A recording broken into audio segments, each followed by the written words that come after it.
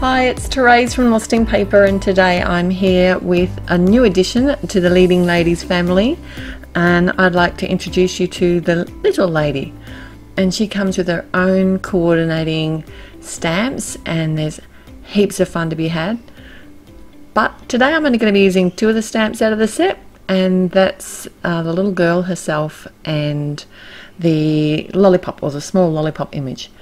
I wanted to be holding it, so I am just selectively masking off the image before I add the ink, and I'm just using a post-it note to do that. It's a really easy thing to do. It's much easier than trying to add ink to half the stamp when it's this small, although if you're really clever you probably could do that.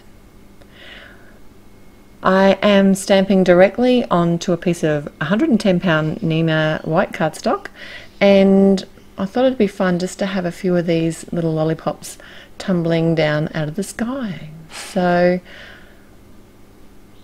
that's where I'm at. It's a really clean and simple card today. I decided just to bring out the Prismacolor pencils and do some really simple colouring here.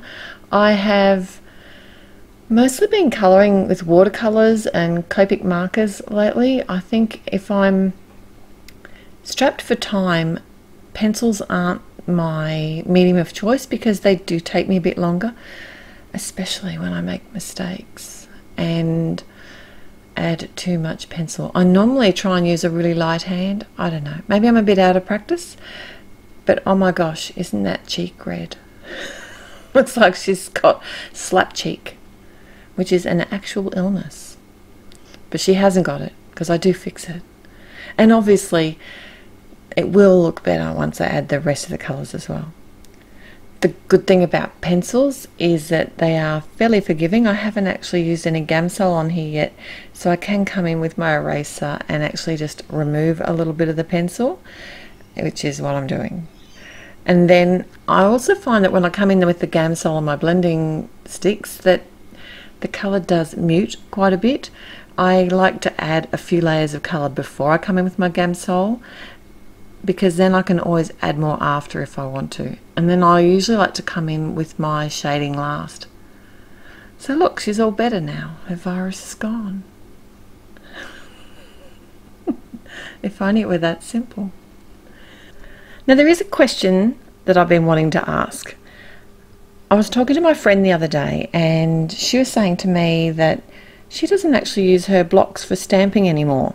And I was a bit surprised because I actually still head towards my blocks, but I use my MISTI a lot. But I'm more likely to use my MISTI if it's a larger stamp, if I want to use it for a technique, if I've done a lot of work on a piece and I don't want to make a mistake. I just want that peace of mind to know that I can restamp if I want to, or if it's a new stamp or a layering stamp. I suppose I do use a lot. What do you do? I'd love to know whether you're still using your blocks or whether you're using your MISTI for all your stamping now, or not even a MISTI, but any of the stamp positioning tools, because they're all pretty wonderful. I'd like to know. Maybe I should do a poll. I know, maybe I shouldn't be using my blocks as much as I do. Although I think I'll probably use both. I'm going to take notice of it, that's for sure. Alright, so I've been stamping my little girl. Stamping? Have I? No. I'm stamping on my brain now. I've been colouring my little girl, and I've got the base colours down. But what I like to do is a real cheating method, is to add my shading. As I come in with a grey, this is a warm grey, it's the 50%. And I'm actually using the same colour to add the shading all throughout her clothing. And I just find that's a real fast and easy way to add some depth to the image without having to get all the different colours out and work out for the shading for each separate colour. And it works well. I did decide to make my little lollipop cascade into a rainbow of colours. And I just thought that would be fun. As always, I'm going to list all the colours that I used today over at my blog, and the link will be in the description below, as well as the link to see the other card that I've made using this same stamp set, and to the release post at Ellen Hutson, and you can see heaps more inspiration there. Okay, so what I'm doing here is I've pre-stamped my sentiment.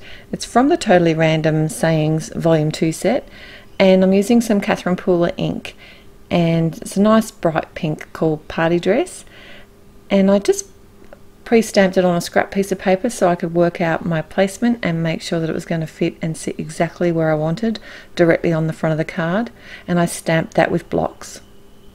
Did you notice? Probably should have done it in the MISTI.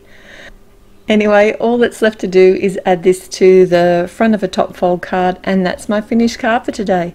Thanks so much for joining me. If you like this video, please like it, and if you haven't already, I would love it if you would subscribe to my YouTube channel, and I'll be back again real soon with another video, and it's another release one from Ellen Hutson.